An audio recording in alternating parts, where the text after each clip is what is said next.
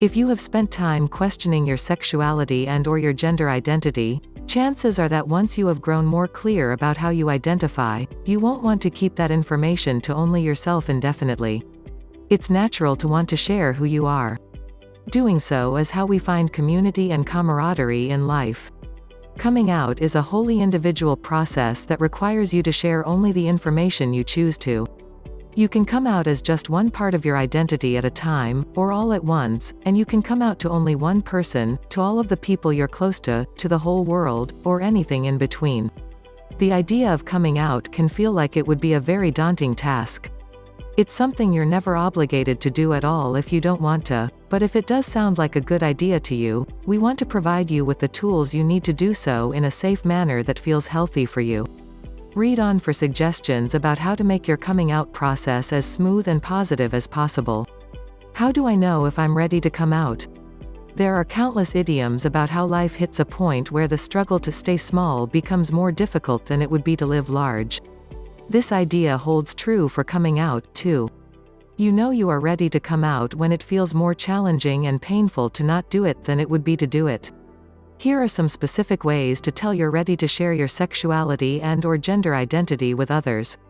You think often about telling people you want to meet other people with similar identities and form a community. Not coming out feels like you're keeping a secret from loved ones you want to express affection with a partner in front of others, and don't feel you can without sharing information about your identity you want to date and don't want to do so while closeted. You're comfortable enough with your sexuality or gender identity that it feels emotionally safe to discuss it with others. The idea of coming out is exciting and fun. Precautionary mental health measures. Before you begin the process of coming out, it's vital to make sure you are in a good place to take on this task. Feeling comfortable with your identity is the first, and most important step to be sure you have taken. Beyond that, there are measures you can take to protect both your emotional and mental health through your coming out journey. These include: be honest with yourself about friends, family members, and others in your world who are homophobic, transphobic, and/or otherwise, and don't assume they'll change their opinions for you. Read about other people's coming out experiences so you know in advance what you might encounter from others, as well as how you might feel. Move as slowly as you need to through the process to make sure you don't get overwhelmed. If you are scheduling conversations with people in your life, spread them out so it doesn't take all of your energy. Rather than trying to get them over with, consider a coming out email, phone calls, or virtual meeting. If in-person discussions seem potentially taxing, have resources ready for loved ones about how they can best support you. Know the facts and be prepared to share them. For example, you can mention that acceptance of family members' LGBTQ+ identities saves lives.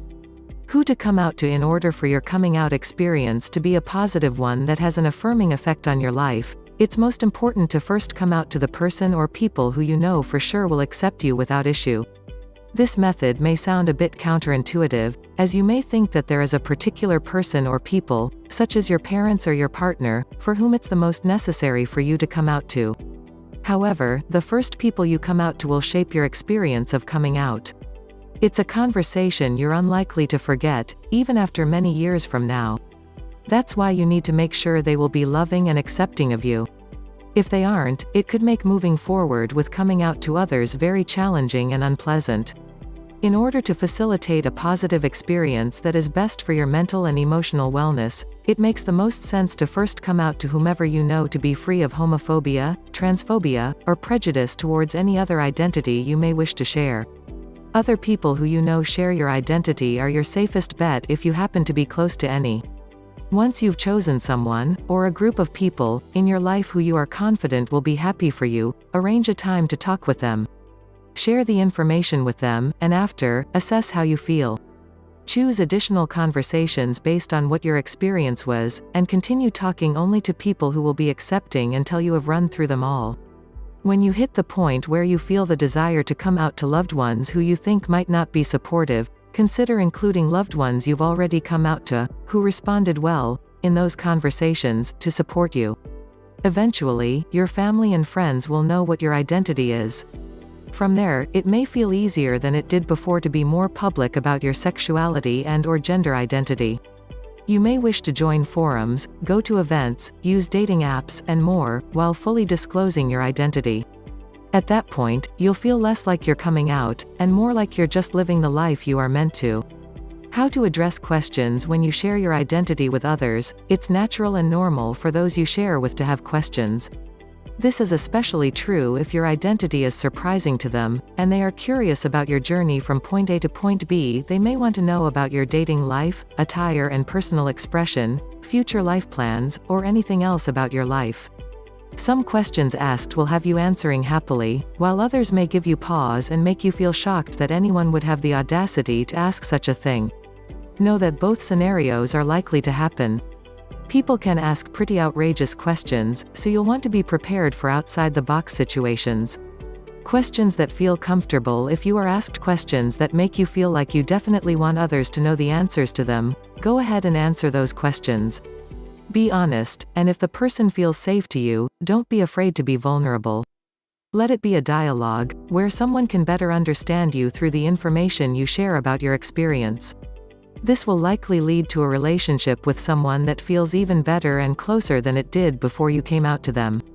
Questions that feel uncomfortable. You are under no obligation to answer any question that makes you cringe or feels uncomfortable.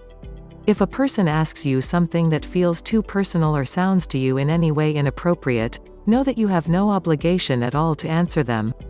When this occurs, and it likely will at some point, the easiest solution is to encourage the person to do their own research.